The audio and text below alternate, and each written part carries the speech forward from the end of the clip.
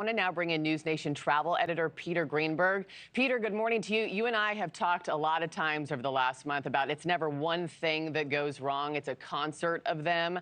What are you homing in on right now? Weather, landing gear, human error? What's sticking out to you? Well, you're right, Markie. No plane accident ever happens for any one reason. It's a combination of reasons that in concert creates a situation from which they can't recover. So what they're looking at right now, of course, not to just mention the wind speed at the time of the accident, where was it coming from? What were the gusts like? What were the maximum velocity? Did it exceed the performance criteria of the actual aircraft itself? Then how fast was he approaching the runway? What was his angle of attack? Was his nose too far down? And then, of course, did he bounce? Because every passenger that has been interviewed since yesterday is saying they hit very, very hard and then somehow went up. And when that happened, they lost control of the plane.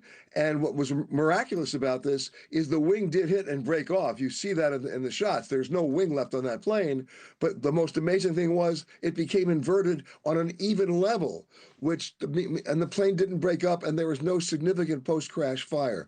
So they're looking at wind speed, wind direction, whether or not they were coming in too fast, how far over the runway threshold they were when they hit, and then, of course, which wing tip, whether it was left or right, hit first. And the other miraculous thing is that the crash trucks got there very, very quickly. You see them putting foam on the plane right away because there was a huge fuel spill. They wanted to neutralize that right away, and they did. Yeah, and, you know, a lot of people focusing on weather right now. I know the airport received 9 inches of snow before this incident. Winds coming in at 31 miles an hour, gusts up to 40. But the thing I keep thinking about, Peter, is, you know, Toronto knows gnarly winters. They know bad weather conditions. It's not like this randomly happened at Palm Beach and these pilots, you know, aren't used to it. So do you think it's going to be weather at the end of the day, or, I don't know, something else? Well, weather might be part of it, but you're absolutely right. The Canadians perfected winter operations. Yeah. They are the guys who, you know, they do better. They do de-icing better than everybody else. I was just up at the Toronto airport watching their de-icing operation for a story that I was doing. So, you know, big kudos to them for doing this so well for so long. Again, they're going to be looking at the speed of that plane, the angle of attack, and then when did that wind hit them at one direction and at what velocity?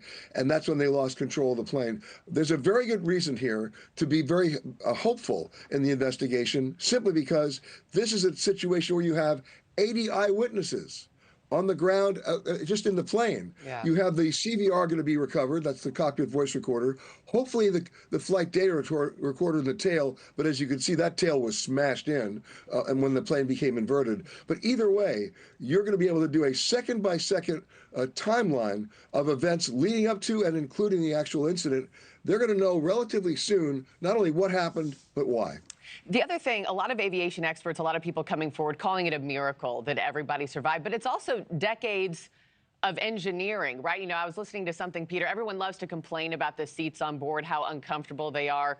But there have been major updates to these airline seats that can withstand, what, 16 Gs? I mean, what kind of role did those seats likely play in saving everybody's lives yesterday afternoon? Well, when they developed the seats, they put them through rigorous tests for what they called hard G landings and aborted hard G takeoffs. And this is well within their operation to do that because remember, as fast as he may have come in, once he went airborne again on the flip, the speed slowed significantly, and then it's just a matter of whether those seats could withstand the load, and they did. The other thing that was good about this is that this is a small plane. The distance between the floor and the ceiling is about 6 feet, maybe, so that when people were inverted and hanging from their seatbelt, it was relatively, emphasis on the word relatively, easier for them to get out. They weren't dropping a long distance to get to what would then become the ceiling, which was then their floor. And lastly, real quick, before I let you go, Peter, when can we expect kind of next updates as to what might have gone wrong, either from crews there, the airport, or NTSB itself? I think we'll know within a week some preliminary findings, but remember, you have the Canadian Accident Investigation Board aided in a consultant role by the NTSB. They'll have a final report, obviously, in 6 months, but we'll learn a lot more in the next 5 days that'll help them be able to pinpoint the cause. Okay, we'll be watching and waiting closely. Peter Greenberg, as always, thank you, sir. Appreciate your time. Thanks for watching, everybody. Go to joinnn.com to find NewsNation on your television provider. Also, don't forget to click that red subscribe button below to get more of NewsNation's fact-driven, unbiased coverage.